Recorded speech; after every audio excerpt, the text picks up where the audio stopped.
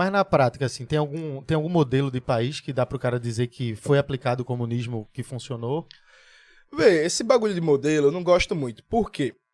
A gente defende uma Revolução Brasileira. E aqui o sobrenome é fundamental. É uma Revolução Brasileira, com as características, as particularidades do Brasil, né? Então o Brasil, por exemplo, é um país que do ponto de vista geográfico é único no mundo.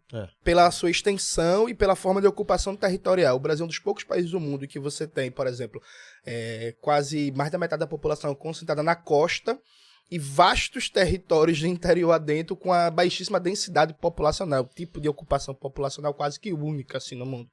Então o Brasil tem muitas particularidades próprias. Falar em modelo é muito difícil. Agora, há experiências de políticas públicas, há experiências de forma de gestão governamental que dá para a gente pensar em adaptando as condições brasileiras e aplicar aqui. Por exemplo, o próprio SUS.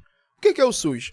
O SUS é um modelo de saúde pensado a partir da experiência dos países socialistas e do capitalismo nórdico, da social-democracia nórdica. Essa é a inspiração do SUS e também das prefeituras italianas, do Partido Comunista Italiano, tá ligado? Dos anos 60, 70 e 80. Então isso foi aplicado às condições brasileiras e o SUS tem vários problemas de financiamento e tal, mas veja, é uma ideia que deu certo, percebe? O modelo de reforma sanitária, o modelo de reforma antimanicomial brasileira, acabar com os manicômios e criar o RAPS, os CAPS e por aí vai. Isso também foi inspirado na política de saúde mental de Cuba, assim como outras experiências, como das prefeituras também do Partido Comunista Italiano. Então, assim, tem experiências específicas que dá pra gente trazer, mas não modelos, porque cada país tem a sua particularidade. Essa ideia de trazer modelos acaba só gerando coisas ruins. Sei lá, acaba gerando um Paulo Guedes, que é maluco e que acha que o que funciona nos Estados Unidos vai funcionar no Brasil e o resultado a gente tá vendo.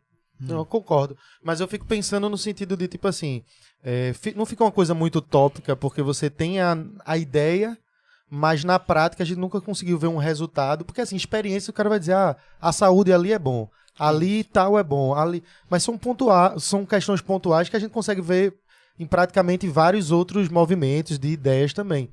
O que é que faria com que um eleitor, claro que isso a gente está falando só para introduzir o assunto, que com o governo do Estado não é esse o ponto.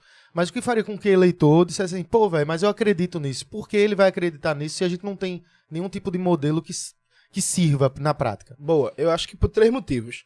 Primeiro motivo, a gente vive no Brasil, aí tem um longo debate entre os historiadores, mas a gente vive no Brasil há 150 anos de capitalismo.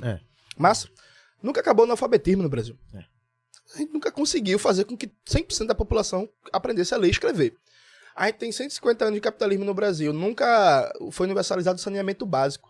Não existe nenhuma capital brasileira, nenhuma, que tem 100% de cobertura de saneamento básico. A gente vive há mais de 150 anos de capitalismo. Nunca acabou o desemprego no país, tá ligado? Então, assim, quando a gente para pra pensar, primeiro, o que existe deu errado. Né? E a gente pode desdobrar isso em vários momentos, mas assim, objetivamente, o que existe deu errado. O que a gente vive, já teve presidente de direita, de esquerda, neoliberal, de lado, de centro, operário, sociólogo, latifundiário, milico, ditador, assassino, tem agora fascista, bandido, miliciano, o que você imaginar já teve. E nenhum dos problemas fundamentais foi resolvido. Então assim, alguma coisa tem que fazer a gente pensar, porra, né?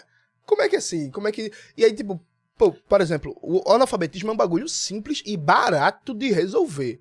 A Bolívia resolveu em 2 anos o analfabetismo. Cuba, quando fez a revolução, claro, no contexto revolucionário, mas assim, Cuba erradicou o analfabetismo em 3 anos. A gente nunca conseguiu. Então esse é o primeiro ponto. O segundo ponto é que, veja, as experiências socialistas tiveram vários problemas. Ninguém acha que aquilo ali foi perfeito, que é o paraíso na Terra. Não, de forma alguma. Agora, por exemplo, tem um famoso reacionário que ele falou que em Cuba só 3 coisas funcionam, né? Saúde, educação e segurança. Pô, se em Cuba 3 coisas funcionam, já tá melhor que o Brasil, pô. Tá ligado? Pô, em parte, dependendo da liberdade que o cara vai ter também de alguma coisa. Eu boto fé, mas veja, o que é que funciona... Mas isso é básico, mas o que é necessário, exato. Agora, claro, Cuba tem vários problemas. Por exemplo, Cuba tem um problema de acesso a itens básicos para sobrevivência, dentre outras coisas, por causa do bloqueio econômico e porque é uma ilha. Sim. E que não consegue comercializar com o mundo porque os Estados Unidos não deixam, tá ligado? Mas assim, eles conseguiram uma coisa que a gente nunca conseguiu. A China, agora... Vocês fizeram a propaganda das motos elétricas, né? Sim, sim. A China está num processo de substituir praticamente toda a frota de ônibus de combustível fóssil para ônibus elétrico. Está com quase 100% da frota de ônibus elétrico. Isso é importante no enfrentamento ao aquecimento global, às mudanças climáticas e por aí vai. A China está conseguindo. E olha aqui no Brasil. Os ônibus não conseguiram colocar ar-condicionado nos ônibus da Grande Recife, porra. Tá ligado? Imagina trocar pro ônibus elétrico. Então, assim, a gente tem exemplos de no Vietnã acabaram com a fome.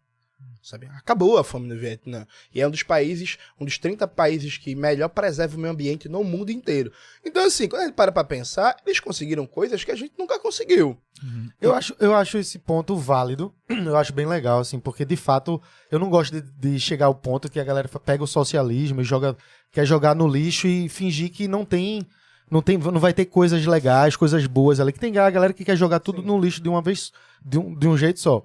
Mas ao mesmo tempo eu fico com a sensação de tipo assim, vai ter um cara que vai dizer pra mim que não vai ter estupro na Coreia do Norte, mas eu não quero morar na Coreia do Norte. E muitas mulheres provavelmente também não vão querer. Eu acho que, assim, uma coisa que me deixa um pouco confuso, assim, em geral, né? Porque, pô, a política é assim, mas você vai ter pontos em pontos, né? E quando alguém acaba colocando um modelo, alguma forma como certa ou 100% correta, você vê do tipo, beleza, Cuba resolveu algumas coisas de segurança e tudo mais, tá em relação à alimentação, mas será que muito dos direitos do que a esquerda ou até os comunistas pensam aqui, muitas vezes não são implantados lá? Por exemplo, será que alguém consegue ser um gay livre em Cuba?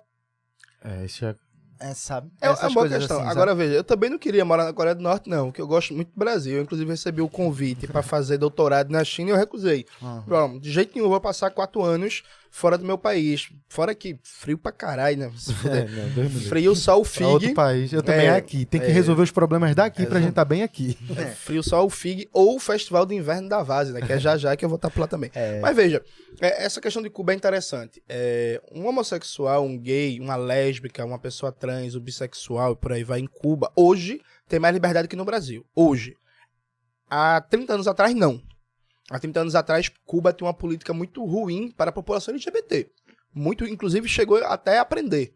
Né? Dentro de uma cultura muito masculinista, da ideia de que a homossexualidade era uma espécie de desvio pequeno burguês, que dá uma cultura proletária, um ideal de um trabalhador de proletário, homem, operário e tal. E a galera chegou a ser presa. Isso acabou, isso foi superado. Agora, demorou para se corrigir, porque em Cuba tem movimento social. Então teve a galera que militou, que fez debate, que enfrentou e não sei o que, por aí vai e conseguiu corrigir. Hoje Cuba é muito melhor para a população LGBT do que o Brasil. Agora veja. Em que sentido tu fala? Liberdade mesmo? Melhor em liberdade. Melhor em políticas públicas, em liberdade, em direitos, em acesso a debates no âmbito educacional e da cultura de combate à LGBTfobia e por aí vai. Por exemplo, Pernambuco é um dos campeões nacionais de assassinato de pessoas trans. Cuba tem uma população trans cada vez maior, porque, enfim, com a própria liberdade, o avanço da cultura, as pessoas vão se reconhecendo e por aí vai. Em Cuba não se mata uma pessoa trans e toca fogo no meio da rua, como aconteceu faz pouco tempo no Cais de Santa Rita. Isso não acontece.